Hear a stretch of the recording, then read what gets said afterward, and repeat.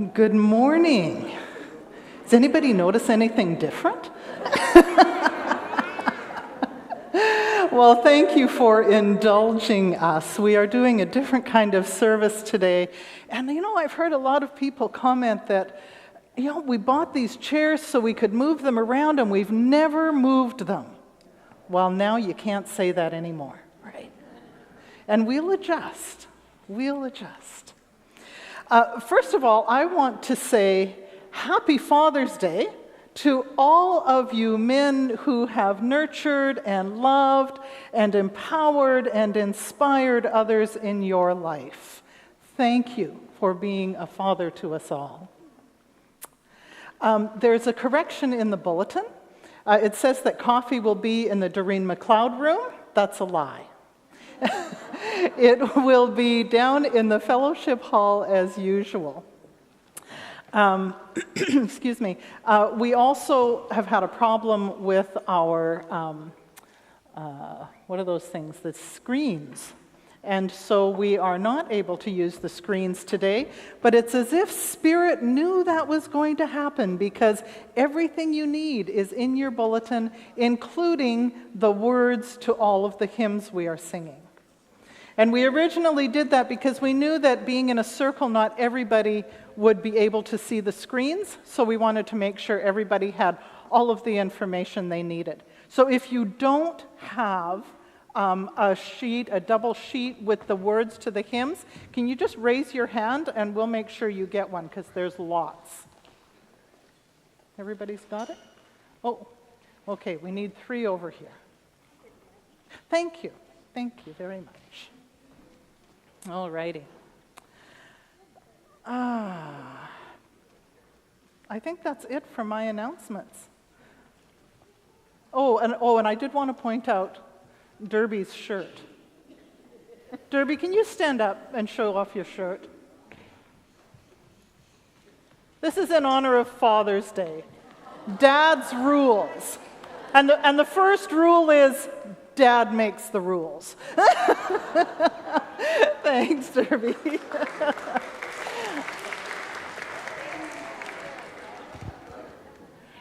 I just have a couple of announcements. Camp is this coming weekend, and we have a great number of registrants. So if you are going for the entire weekend, we still need people to help drive. So if you could talk with me after the service, I'm setting up those transportation arrangements. If you need a map, I have made photocopies of a map of how to get to the camp. It's also online when you go to their website.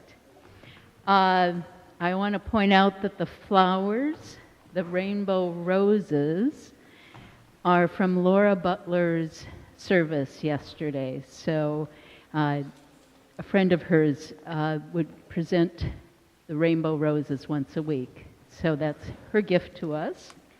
And there will be treats at coffee hour for that too. I want to also acknowledge Ron and Barbara Johnston's 65th anniversary this last week.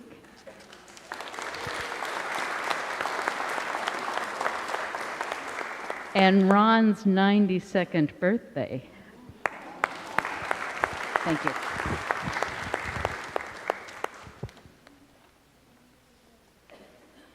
Janet, your announcement?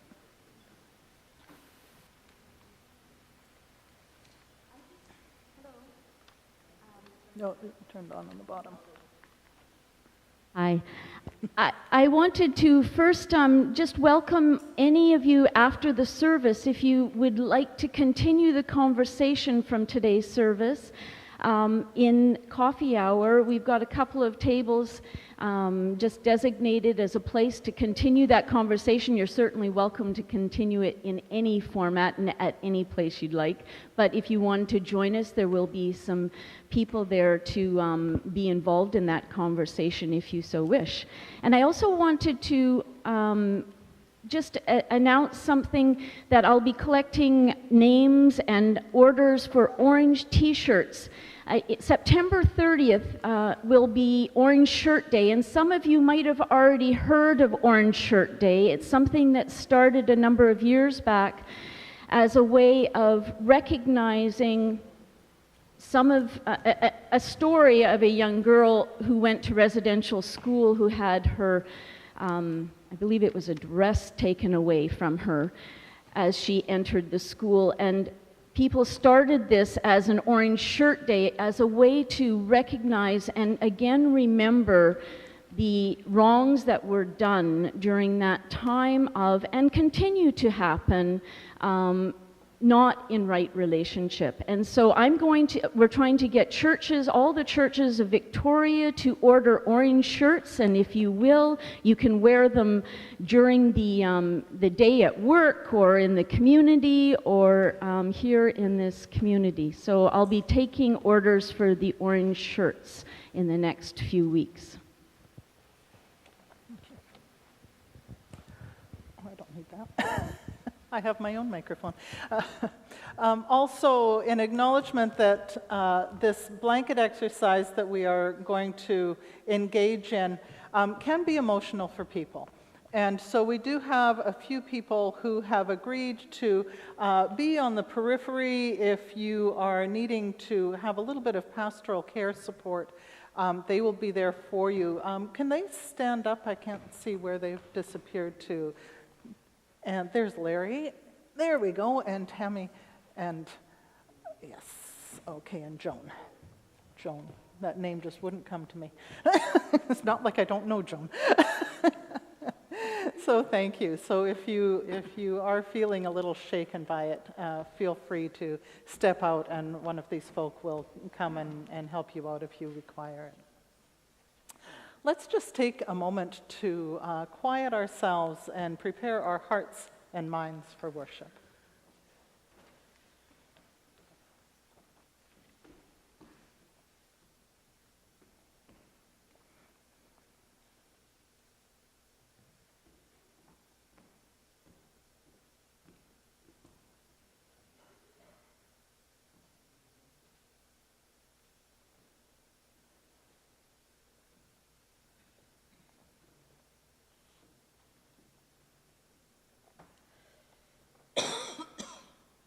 And I invite Stephanie.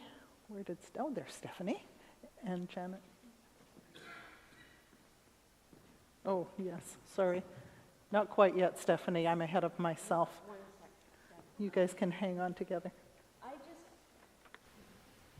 I would like to begin by saying we often do an acknowledgement of the territory that we are on, of the Lekwungen people. And so I want to acknowledge that we are here on the territory of the Esquimalt Songhees Lekwungen people.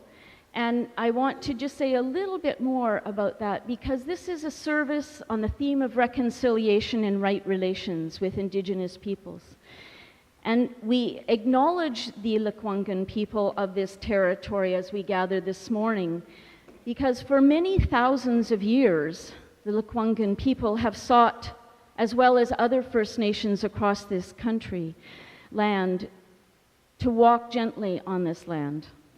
And they have offered assistance to the first European travelers to this territory and shared their knowledge for survival in what was, at times, harsh climates.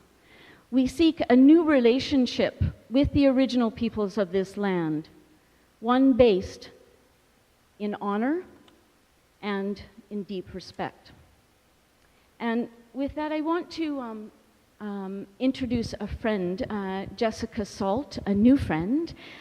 We've been working on building a friendship, and Jessica has joined me and others who put on what is known as the Kairos blanket exercise a few times, and she's done many things with other friends in Aboriginal neighbors and in this city, and I asked her if she would come and honor us with her presence, and so Jessica is I'm going to turn the mic over to Jessica, and Jessica's going to say something.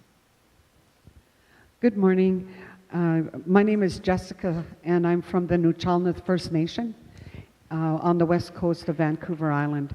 What we were taught in school, we were called Nootka. And we were called Nootka for 200 years. And that's what Captain Cook called us when he first came onto the shores of the Muichet Muchla territory. So in the 1970s, an elder from Muichet said we need to change our name. And so, we aren't called Nootka. And so Nootka meant turn around, because Captain Cook was going the wrong way. So the men went out in their canoes and yelled Nootka is, and Captain Cook thought that they were yelling their name. So Nuchalnuth means all along the mountains, or people of the mountains, because we use the mountains as our compass when our people would go out and hunt the biggest animal on Mother Earth, which is the whale. So we are called Nuchalnuth. This tzeka I'm going to be singing today for you it's like tzeka means talking to the Creator. Today we call it a prayer, and this is the most strongest prayer of the Nuchalnuth Nation. We have many ways of praying, and we had many times to pray during the day, from when we woke up to during our work when we went to the grandfather trees and took the bark, to going out in the big canoes and hunting the whales and fish. We prayed constantly as a people. This is the strongest. This prayer I'm going to say to you today comes from my late grandfather, Sam Campbell, who was born in 1878. He was 114 when he died. When he died, he had already been through the reserve system, the smallpox disease. He has already been through the potlatch ban and the residential school system. By the time I was born, he had lost his ability to speak and to hear. The ravages of his history, he ended up being an opium addict. And because of that, he lost his voice and his hearing. My late grandmother taught this tzeka to my father, who taught it to me. When we say this tzeka, we don't ask you to stand up or take off your hats. What we'd like you to do is just to stay still, because when we tzeka, we open up the spirit world, and our ancestors come down to help us. The words in this tzeka means, Creator, listen to us. Listen to us as we ask you for help. Those are the words. We are the ones asking for help. In Nuchalnuth, we use the bird rattle. We don't use it in our songs and our dances, and we put it upside down.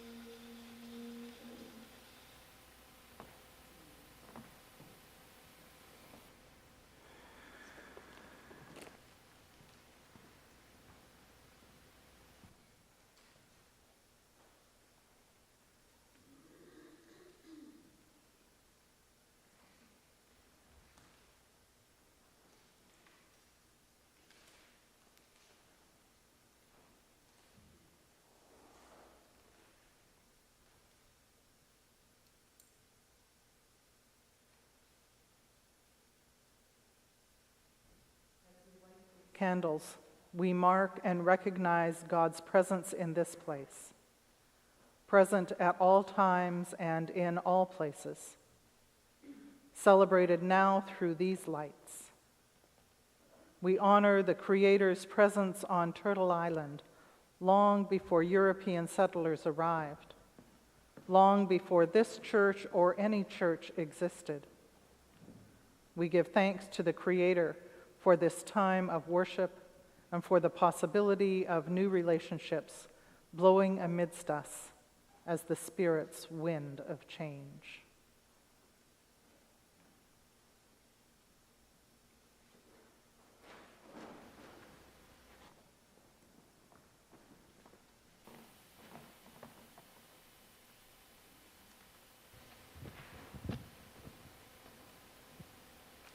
Our responsive call to worship.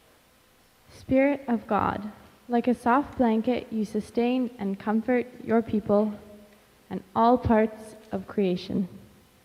You enfold our lives in your gentle, loving care. These blankets represent the land of the northern part of Turtle Island, what we know now as Canada. You sustain our lives through the land and all of creation. Long before the arrival of Europeans, this land, represented by the blankets, was home to millions of diverse people in hundreds of nations. You sustained their lives through the land and all of creation. Their identities were formed by their relationships to the land. Food, clothing, shelter, culture, spirituality were provided by the land. In response to this gracious gift from the Creator, as Creator protected them, enfolded in the safety of Creator's great blanket.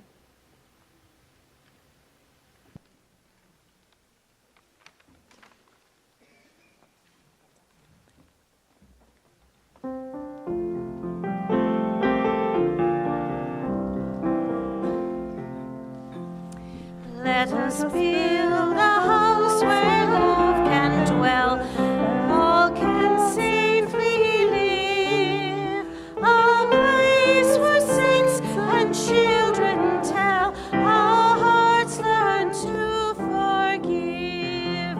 Build the hopes and dreams and visions, rock of faith and vault of grace. Hear the love of Christ shall end divisions. All are welcome, all are welcome, all are welcome in this place.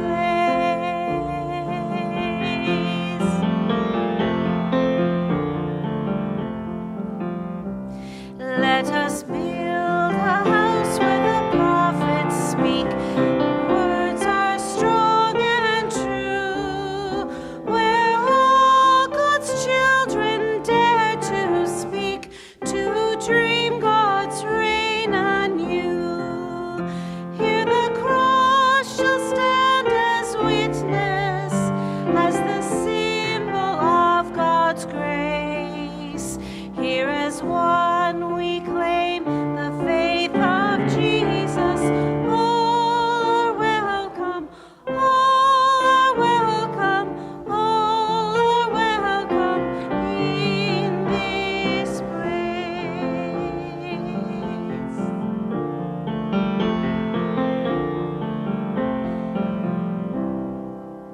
Let us build a house of His found.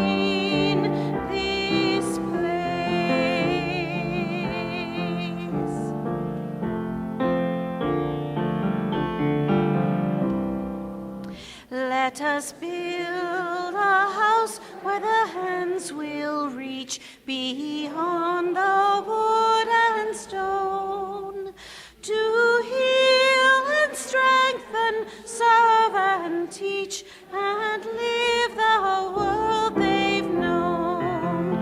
Hear the outcast and the stranger, bear the image of God's face. Let us bring an end to fear and danger.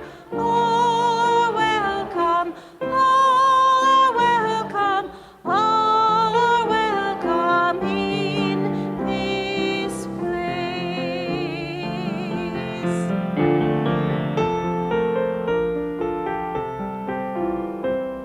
Let us build a house where all are named, their songs and visions heard, and loved and treasured, taught and claimed as the words within the word, built of tears and cries and laughter, prayers of faith and songs of grace.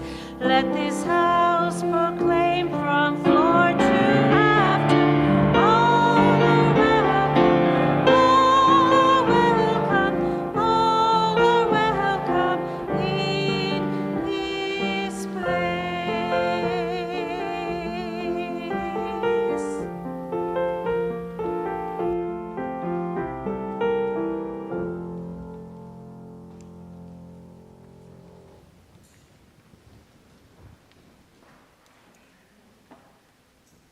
God of life, open our minds and hearts, all of ourselves, to the experiences and realities of Indigenous peoples. Give us imagination and compassion, spirits that are open to challenge and to new information. Like Moses at the burning bush, calls us to take off our shoes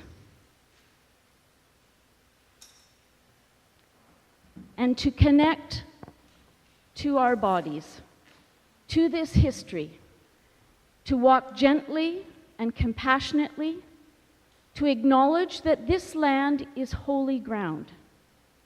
Reconciliation is holy work. Holy work can be unsettling.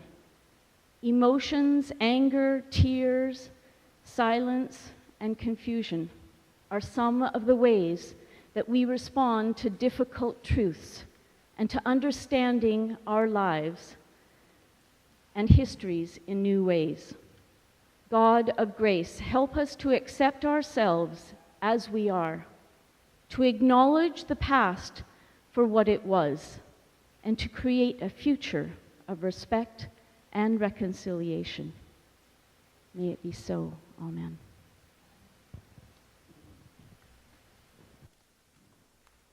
And I invite the young and the young at heart to come and join me for a story.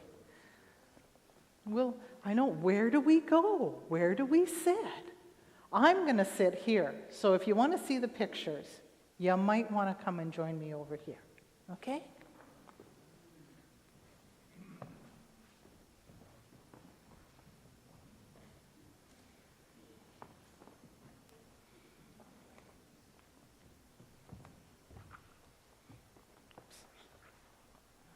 So, who knows what this is? What is it? It's a dream catcher. Isn't it beautiful? I'm going to tell you a story today about a dream catcher. Who knows where dream catchers came from? Whose idea was it to make dream catchers? Did I hear somebody back here? First Nations people, yes, our Indigenous people make dream catchers. And I'm going to tell you a story about someone who received a dream catcher as a gift. Matthew and Dustin were good friends. It was Dustin's birthday, and many children were invited to his party. Matthew's dad had made Dustin a very special present. Matthew hoped Dustin would like it. Matthew was the first to arrive at Dustin's house, and he carefully placed his present on the table. When the other children arrived, they all went outside to play. Dustin's father and grandmother stayed inside to prepare food for the party. Outside, Dustin and Matthew played in the sandbox. "I hope you like the present I bought you," said Matthew. "My dad made it just for you." Dustin smiled at Matthew, then sighed. "I hope it will help me have good dreams. Sometimes I have bad dreams, and I don't like them." Matthew stopped playing. "Did someone tell you what my present is, Dustin?" he asked. "No," answered Dustin. "Why?" "Oh, just wondering," Matthew said, shrugging his shoulders. He was surprised to hear Dustin say he hoped the present would help him have good dreams, because that was exactly what his present would do. After playing, the children went inside to eat sandwiches and birthday cake. When they finished eating, Dustin began to open his presents. He was very excited, quickly ripping the wrapping paper off each one.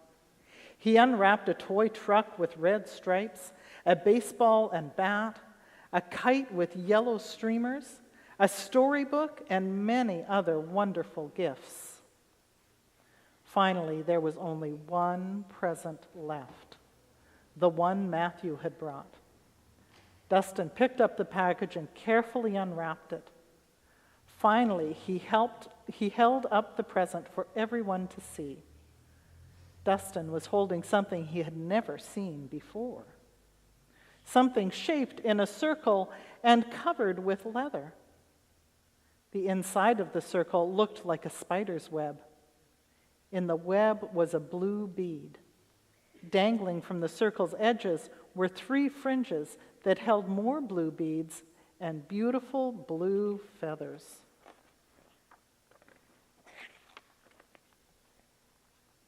"Wow," said Dustin, touching one of the feathers. "What is this?" "It's a dream catcher," said Matthew. "The dream catcher has been used for a long time to help people have good dreams. Some people use it just for decoration, but I gave you this dream catcher, so you will have good dreams." Just then, Dustin remembered playing in the sandbox and talking about a present that would help him have good dreams. Now he knew why Matthew had looked so surprised. Soon it was time for everyone to go home. Dustin thanked all his friends for coming to his party and for the presents they had brought. When the children left, Dustin ran to his bedroom and hung the dream catcher above his bed. That night, before going to sleep, Dustin stared up at the dream catcher hanging on his wall. "I sure hope this dream catcher will help me have good dreams," he thought. Then he said his prayers and drifted off to sleep, glad that Matthew had given him such a special gift. Do you ever have bad dreams? Yeah. You have bad dreams? I had bad dreams last night. And you know what? Sometimes we have dreams that aren't nighttime dreams. Sometimes we have dreams that are real life dreams. Dreams like that everybody would be able to love one another and be fair with one another. And that's the kind of dream that we're thinking about today. A dream where all of the people of these lands, people that were here long, long before us, and people that will be here long, long after us, can learn to love one another and care for one another and be what's called just with one another. It's being fair with one another, making sure that everybody has all that they need to live and that we do it fairly. And so we remember the dream catcher and pray that the dream catcher will catch our dreams and make them wonderful dreams for all the people of the world. And now we're going to sing a song, because all the people of the world are children of God. So if anybody asks you who I am, what do you tell them? Tell them, I'm a child of God. And that's in your inserts, and it's a really simple song to sing. And we'll let Bambi get us started on it.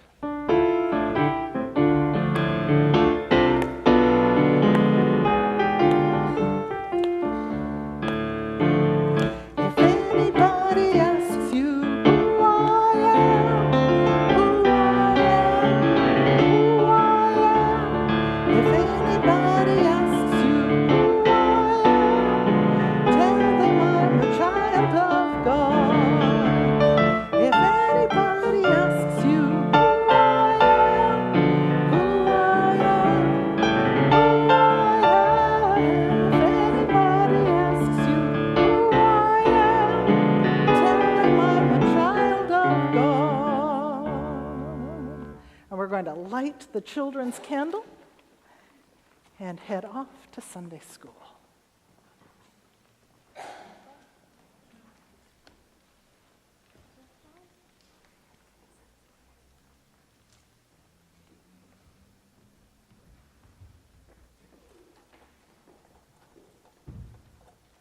There you go. Thank you.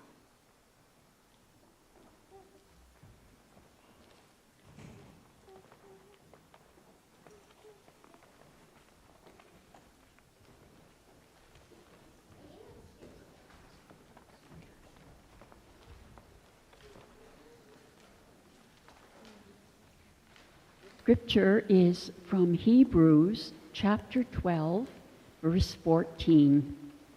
Make every effort to live in peace with everyone and to be holy. Without holiness, no one will see the Lord.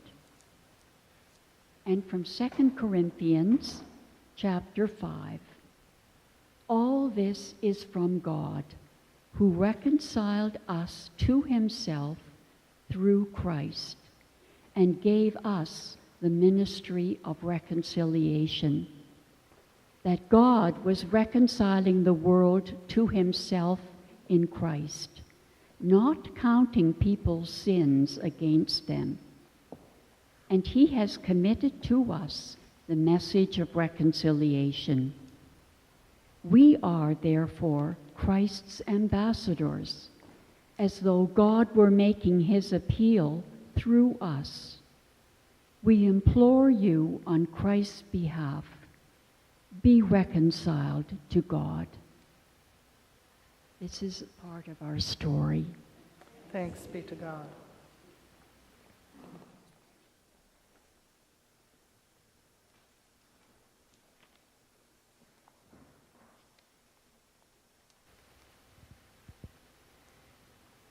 This is now, I'm just going to read you the text of the apology from 1986, given by the United Church of Canada 31 years ago now. Last year they had a special celebration and ceremony coming together at a national level to recognize that 30th year apology, and there have this is the text from the first one given by the Right Reverend Bob Smith at General Council in 1986. Long before my people journeyed to this land, your people were here, and you received from your elders an understanding of creation and of the mystery that surrounds us all, that was deep and rich and to be treasured. We did not hear you when you shared your vision. In our zeal to tell you of the good news of Jesus Christ, we were closed to the value of your spirituality. We confused Western ways and culture with the depth and breadth and length and height of the gospel of Christ. We imposed our civilization as a condition of accepting the gospel. We tried to make you be like us, and in so doing,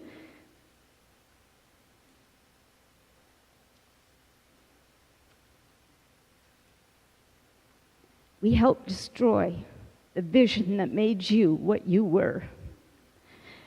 As a result, you and we are poor, and the image of the Creator in us is twisted, blurred, and we are not what we are meant by God to be. We ask you to forgive us and to walk together with us in the Spirit of Christ, so that we, our peoples, may be blessed and God's creation healed. A reading from Richard Wagamese. From our very first breath, we are in relationship. With that indrawn draft of air, we become joined to everything that ever was, is, and ever will be. When we exhale, we forge that relationship by virtue of the act of living. Our breath commingless with all breath, and we are a part of everything. That's the simple fact of things. We are born into a state of relationship, and our ceremonies and rituals are guides to lead us deeper into that relationship with all things. Big lesson: relationships never end. They just change. In believing that lies the freedom to carry compassion, empathy, love, kindness, and respect into and through whatever changes. We are made more by that practice.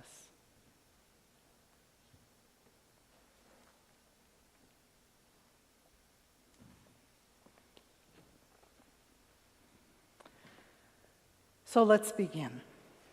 A long time ago, come with me and bring your imaginations.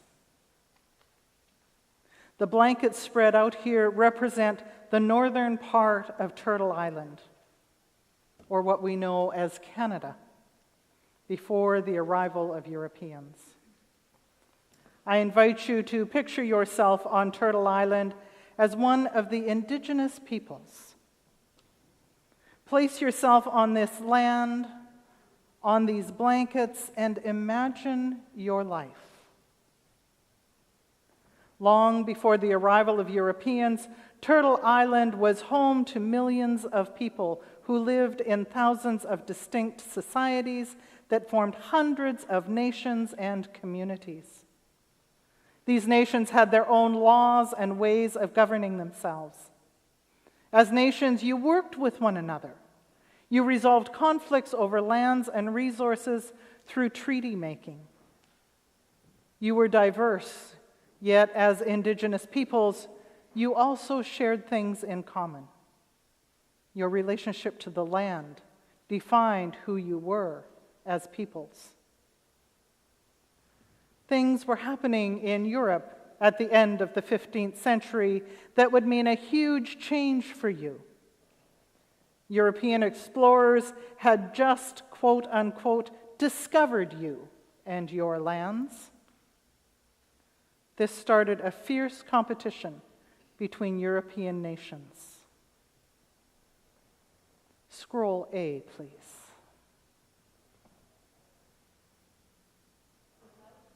Insulting us. You made deals amongst yourselves and divided up control over us and our lands. Usually, whenever nation discovered our lands first, whichever nation discovered our land first took control with the blessing of the Christian Church. This practice is now called the doctrine of discovery.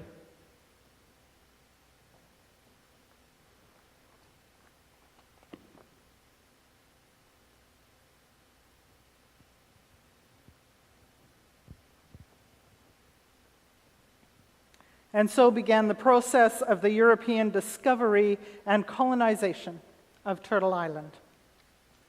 When Europeans first arrived on Turtle Island, they were greatly outnumbered by you, the indigenous people. and they depended on you for their survival. Your early relationships with the settlers were based on cooperation. The settlers and their governors recognized you as distinct peoples with self-governing societies. This led to nation-to-nation relationships, which were expressed in treaties including both trade arrangements and military alliances. Scroll B, please.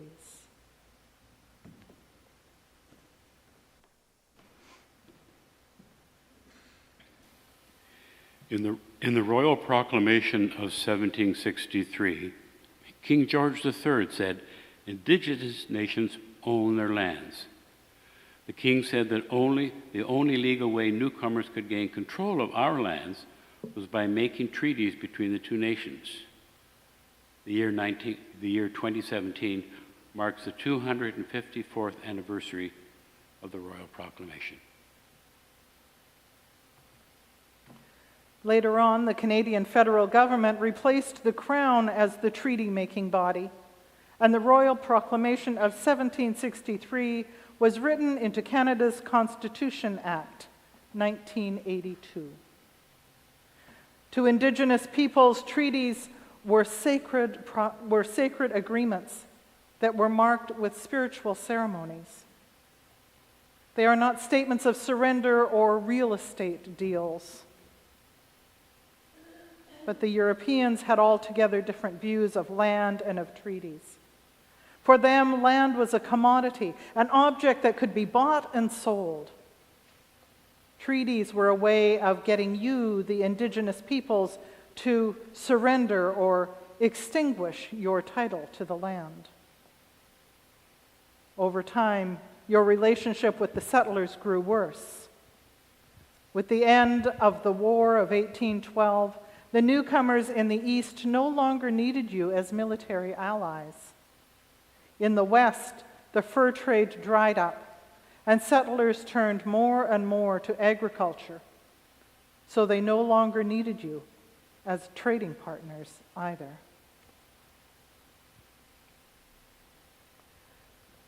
Soon the Europeans began to outnumber you. One reason for this was diseases. The Europeans brought these diseases with them. Diseases such as smallpox, measles, and tuberculosis, for which you had no immunity.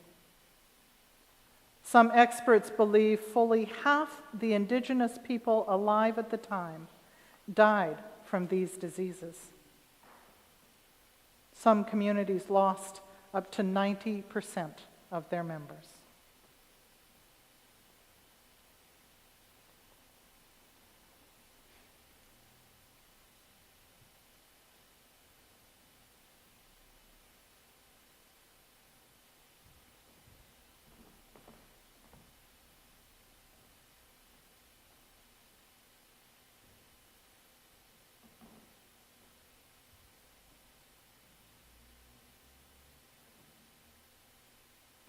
I extinguish this candle to represent the thousands of first peoples who died from TB, measles, or smallpox.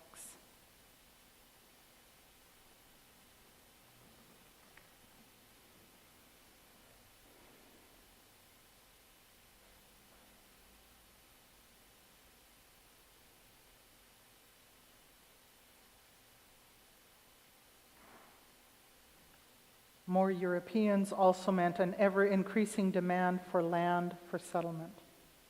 The colonial governments adopted policies to take your land. Some was taken in war. A lot more, since it was taken without any right or justification, was stolen by the government.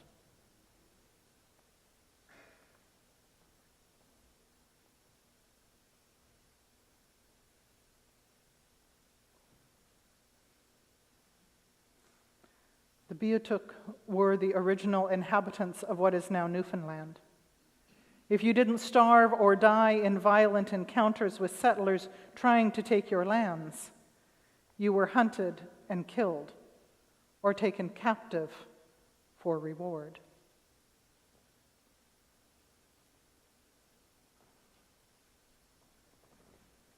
I extinguish this candle to represent the Beothuk, whose language and culture are now extinct.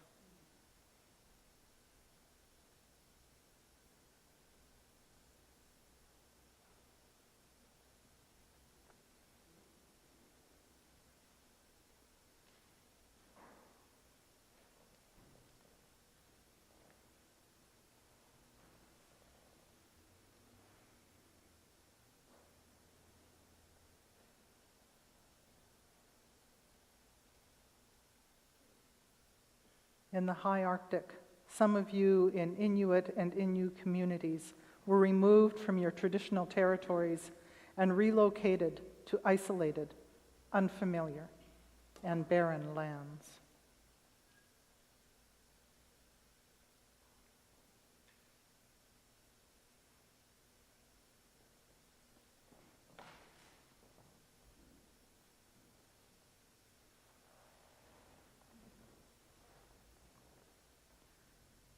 I extinguish this candle to represent those who died of malnutrition after being forced off their traditional territory, away from their hunting grounds.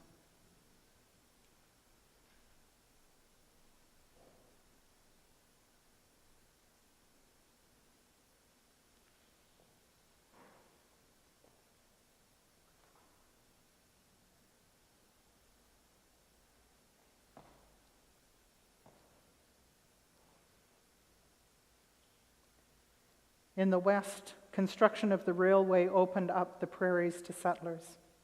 Land was needed for farming, and the government of Canada bought a huge piece of land from the Hudson's Bay Company. This was very hard for some of you who were already living there, such as the Métis. And you fought for your land during several different resistances. You won some of these battles, but in the end you were defeated by the government's soldiers.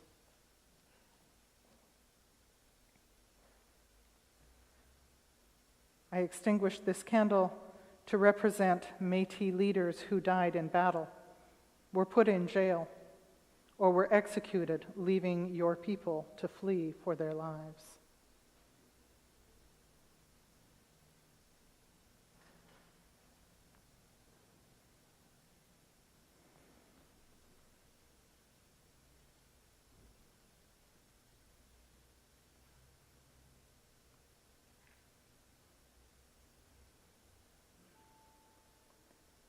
Scroll C, please. Terra nullius. The notion of terra nullius, which in Latin means land belonging to no one, gave a colonial nation the right to absorb any territory encountered by explorers. If the land was deemed empty by the settler government, it was considered subject to the doctrine of discovery and could be claimed by the European explorers.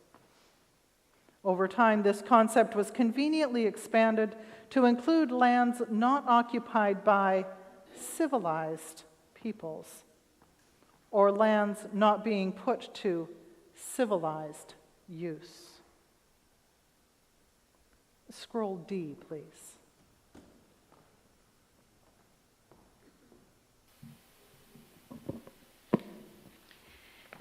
The British North America Act, or the BNA, also was known as the Constitution Act of 1867. It put Indians and lands reserved for Indians under the control of the federal government.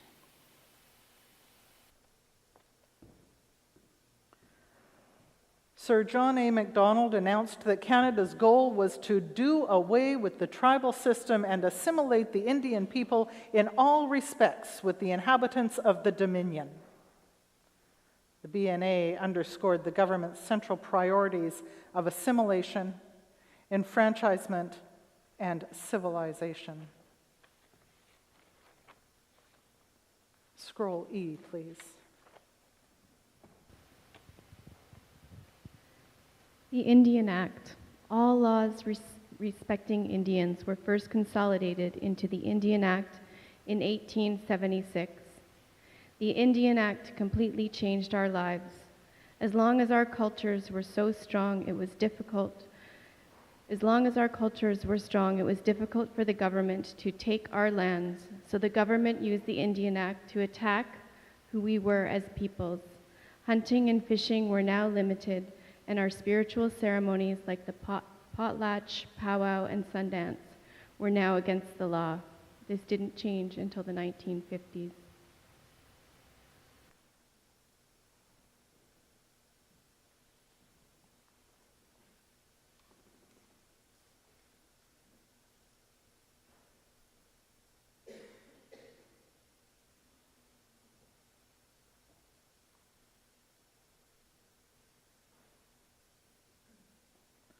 Scroll F, please. According to the Indian Act of 1876 and the British North America Act of 1867, we in our territories are now under the direct control of the Canadian federal government. We will be placed on reserves. We may not leave our reserve without a permit. We may not vote. We may not gather to discuss our rights. We may not practice our traditional spirituality or our traditional forms of government.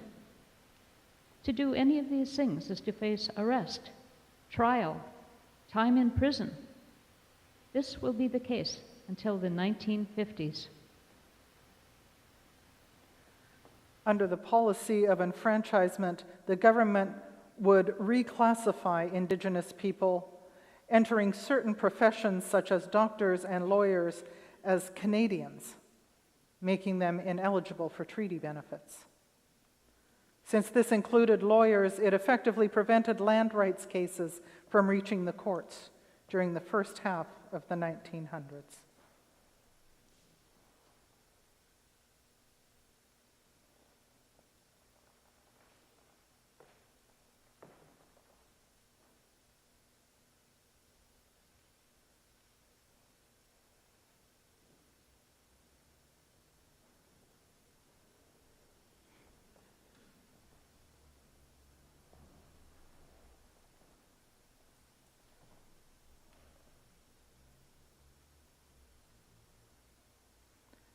Scroll G, please.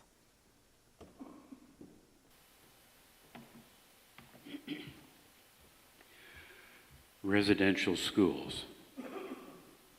From the mid-1800s until the 1990s, the federal government took First Nations, Inuit, and Métis children from our homes and communities and put them in boarding schools that were run by the churches. The official partnership between the federal government and the churches ended in the 1970s, but some churches continued to operate these schools until the 1990s. Indeed, the last school closed in 1996.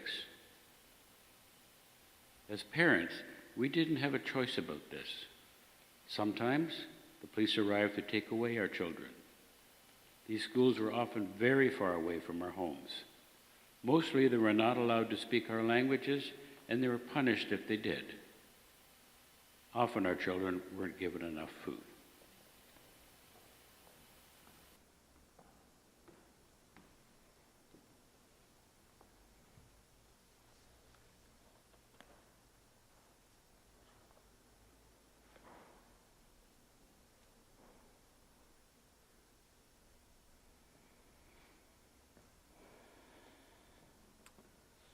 While some report having positive experiences at the schools, most Indigenous people suffered from the impoverished conditions, and many from emotional, physical, and sexual abuse.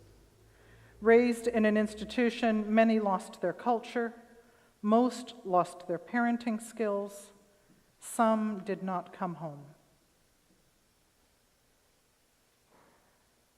I extinguish this candle to represent the thousands of children who died at residential schools or who died later as a result of their experiences.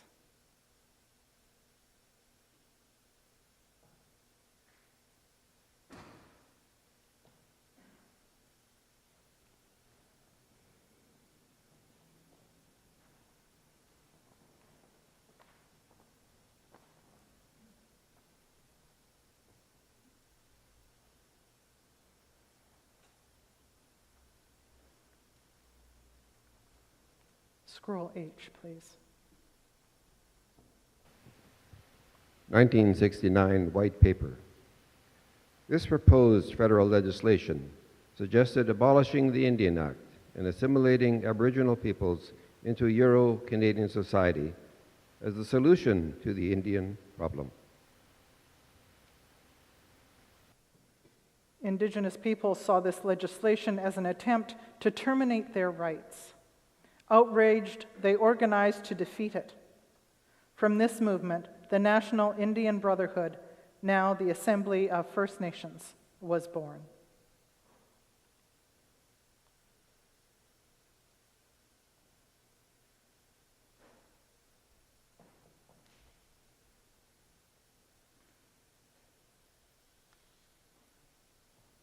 Scroll I, please.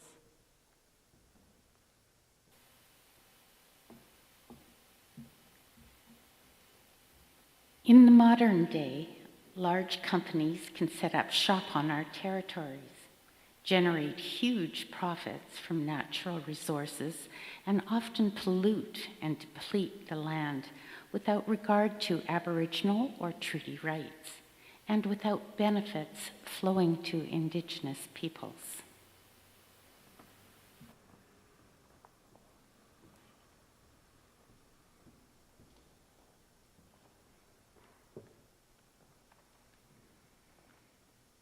Many Indigenous peoples continue to view treaties as sacred agreements between sovereign nations that must be honored to ensure equitable sharing of resources and a peaceful, just coexistence. But that view, similar to biblical notions of covenant, continues to go largely unrecognized by non-Indigenous society, which views treaties primarily as surrender documents. One way the Canadian government pressures you, the Indigenous peoples, to leave your lands and assimilate is by failing to provide enough funds for basic services. There are 85,000 new housing units needed on reserve, and 60% of existing houses are in need of repair. Many communities have inadequate access to health care. This contributes to situations such as rates of TB among the Inuit that are 185 times higher than for Canadian-born non-Indigenous people. I want to repeat that. Rates of TB among the Inuit are 185 times higher than for Canadian-born non-Indigenous people. Over half the drinking water systems on reserve pose a significant risk to human health.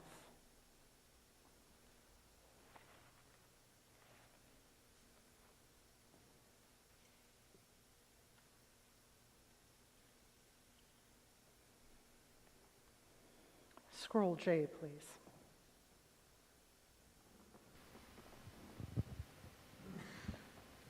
UN Declaration on the Rights of Indigenous Peoples. The declaration was a response by the United Nations to the lack of international standards on the rights of Indigenous peoples. Although Canada played an important role in developing the declaration, it was only one of 4 countries to vote against it at the United Nations in 2007. The Government of Canada finally endorsed the declaration on November 12, 2010, but as an aspirational document. Nevertheless, the endorsement was welcomed by most Indigenous groups and their allies who see it as an important first step towards a new relationship that upholds their human rights. In 2015, the federal government committed to implementing the declaration.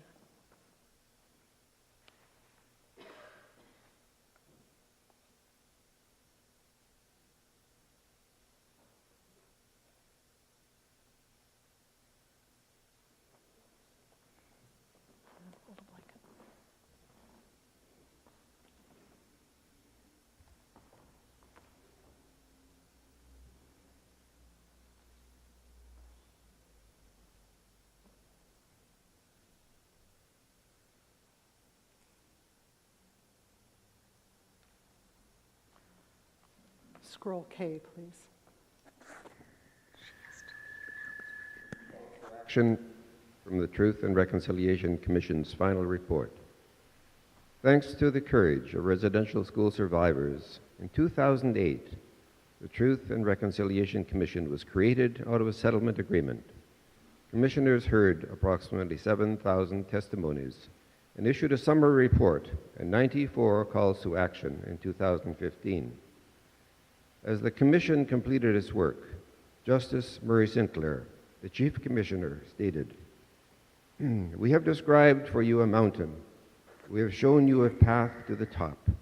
We call upon you to do the climbing."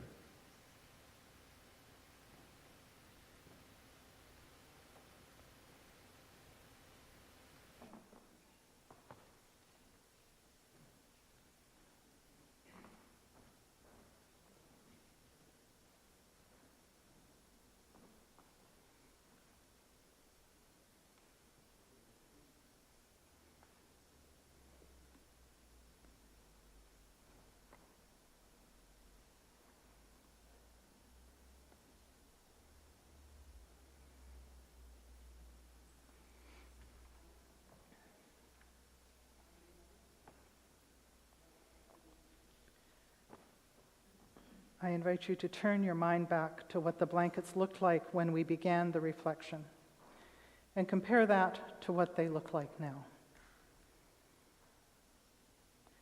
Today we stand at a crossroads. Behind us is colonization, broken promises, disrespected treaties, disease, terror, and death, but also Indigenous resistance, resilience, culture retained, the apologies of the churches who ran the schools, the apology of the federal government, repudiations of the doctrine of discovery, and the endorsement of the UN Declaration. In front of us lies the implementation of the calls to action of the Truth and Reconciliation Commission, the opportunity to decolonize our minds and hearts, to renew relationships between Indigenous and non-Indigenous peoples in Canada. The opportunity for not only truth and reconciliation, but justice and human rights, cultures, spiritualities, and languages remembered. And the opportunity to work together to bring real, lasting change to the current inequities facing Indigenous peoples. To make this change, we need a sense that this story is about all of us, Indigenous and non-Indigenous, original inhabitant, early immigrant, recent immigrant. It is about integrity and equality for all. We need to bring the Truth and Reconciliation Commission and its findings and calls to action into the newspapers, schools, churches, boardrooms, city councils, kitchens, into non-Indigenous Canadians' daily lives. We need to bring the UN Declaration into law and policy and practice, into meaningful implementation. We need to know each of the 94 calls to action from the Truth and Reconciliation Commission, and we need to make them a reality. We need to remember and renew peace and friendship treaties, and we need to all be changed.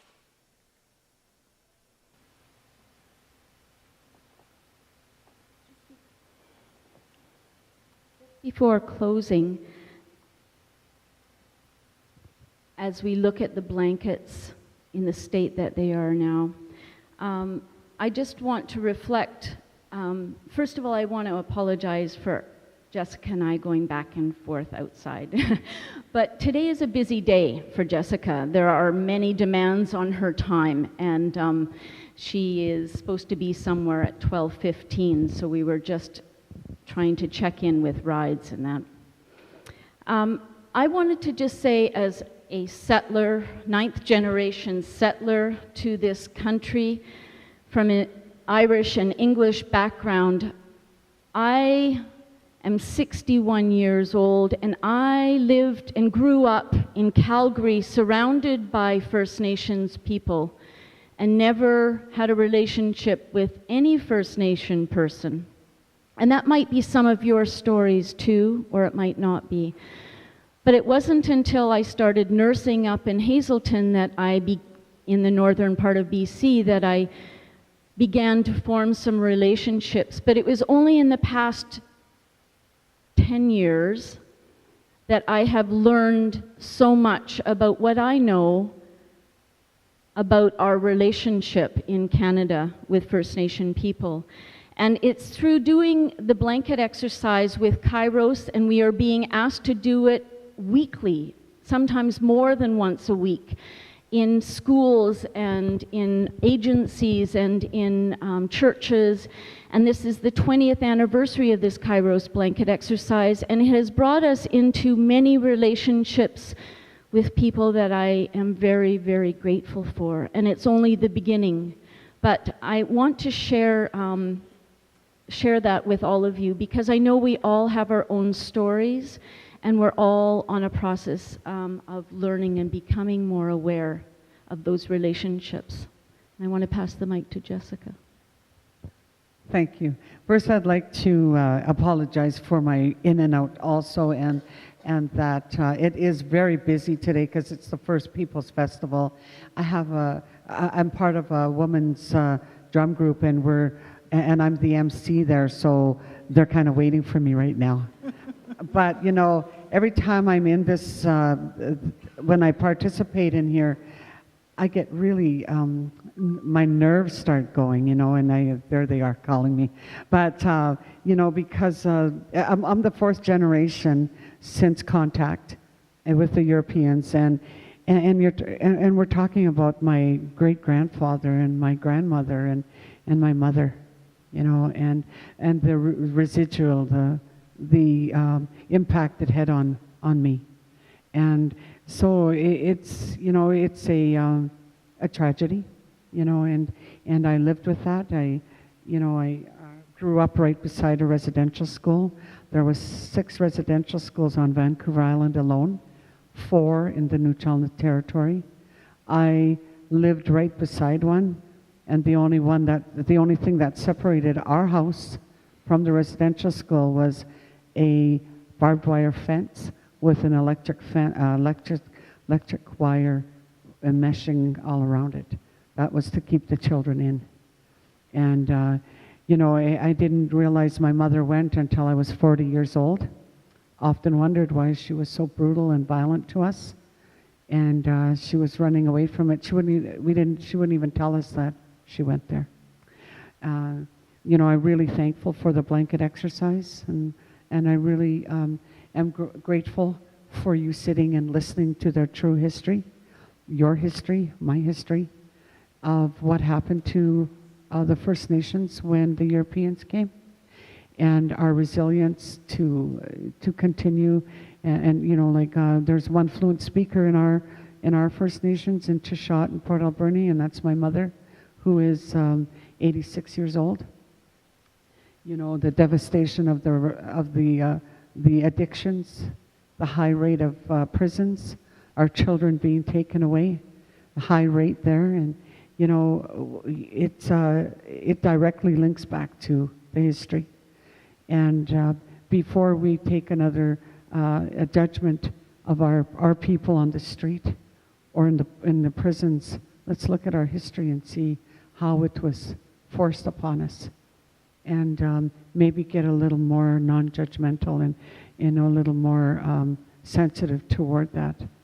And you know, it's I was almost a statistic, you know, and but my mother was strong, and she brought the culture to our house when we were kids and when we were teens, and it helped us. So I really need to go. They're texting me, and so thank you very much.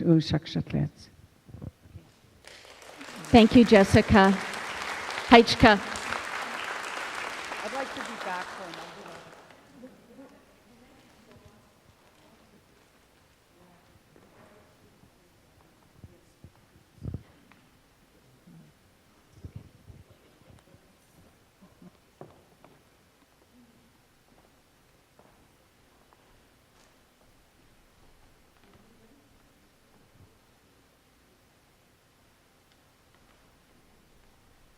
There is hope, my friends.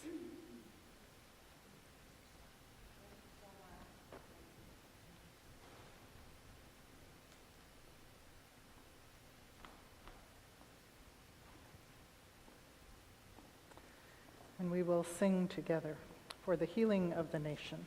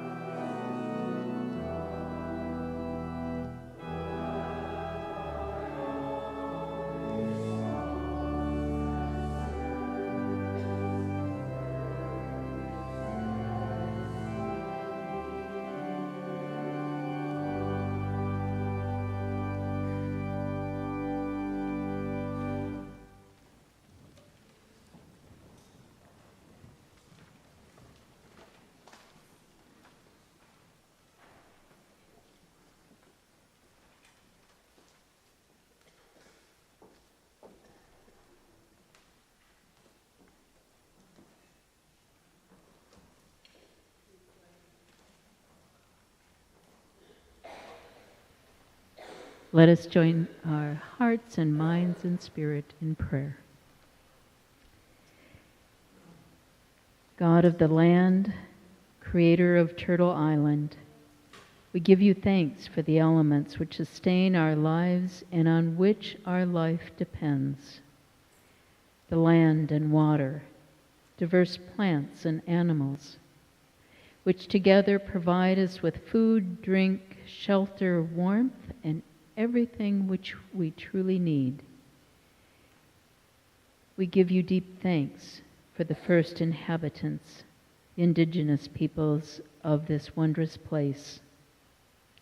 We offer our deepest apologies and express our deepest sadness for the ways that indigenous peoples have suffered and continue to suffer, for the ways that our ancestors in faith and in the church, perhaps even in our own relatives, contributed to that suffering,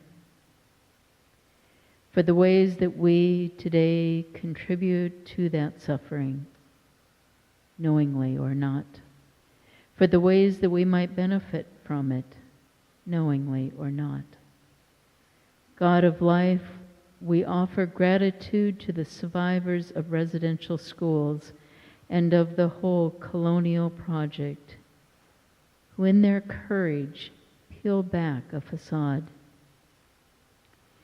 We now know how churches and government collaborated to extinguish language, culture, and identity of the indigenous children, breaking bonds of family and community, contributing to a separation of people from the land while suppressing the spirituality that celebrated that connection.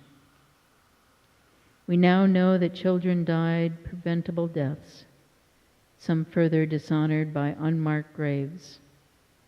We now know that this has led to generational trauma that continues to this day.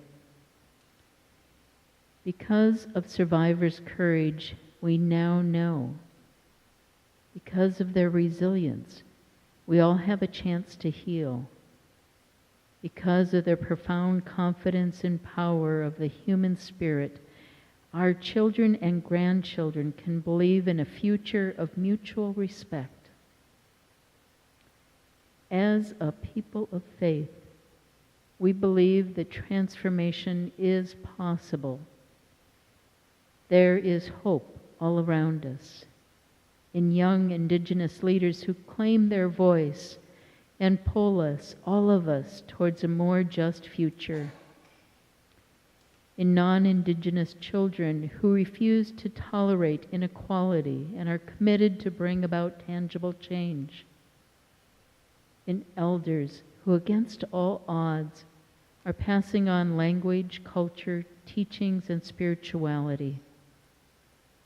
In indigenous people of the South, uniting with indigenous people of Canada, helping us to understand that the struggle is global and that solidarity can flow in many directions. In new immigrants embracing treaty responsibilities and refusing to perpetrate myths and stereotypes. In settler Canadians craving education and change.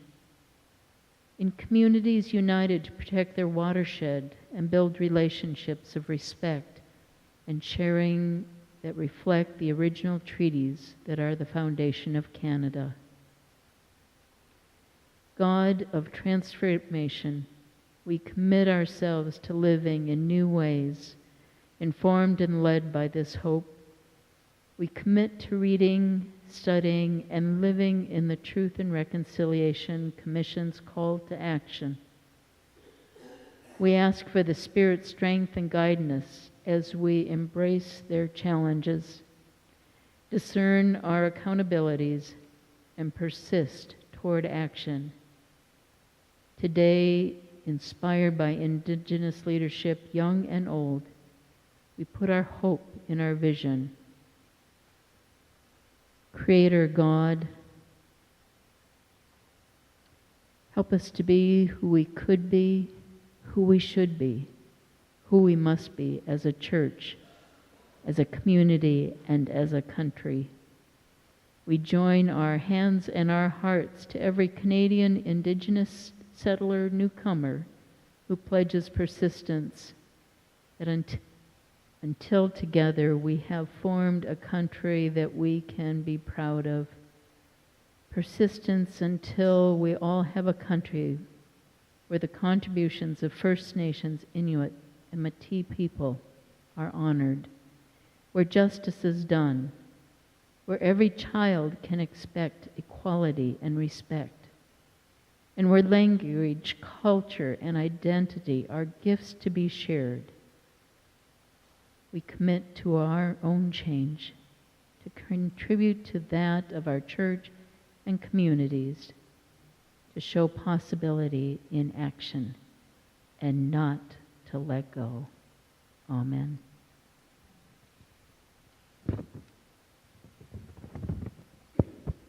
And we take time now to receive this morning's offering.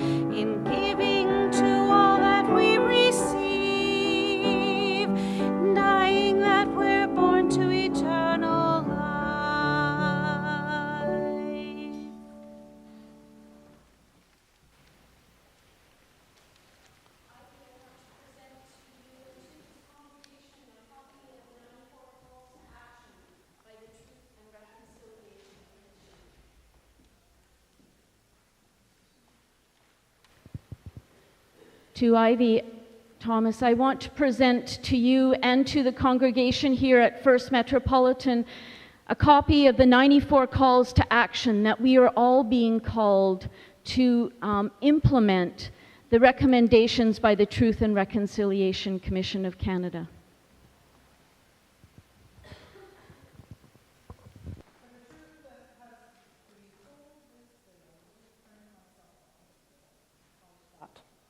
Is that better? There I am. For the truth that has been told this day, we give thanks. We are called to go forth to act. Indigenous peoples have asked for solidarity, and we are compelled by faith and humanity to respond. We welcome the calls to action as signs and markers of that way forward. We turn to Christ to model reconciliation, to our Creator God to ground and sustain us, and to the Spirit, the great wind of change, to empower and embolden us forward. May our actions demonstrate reconciliation this day and forevermore. And the people sing, Amen. Go in peace to serve the Lord.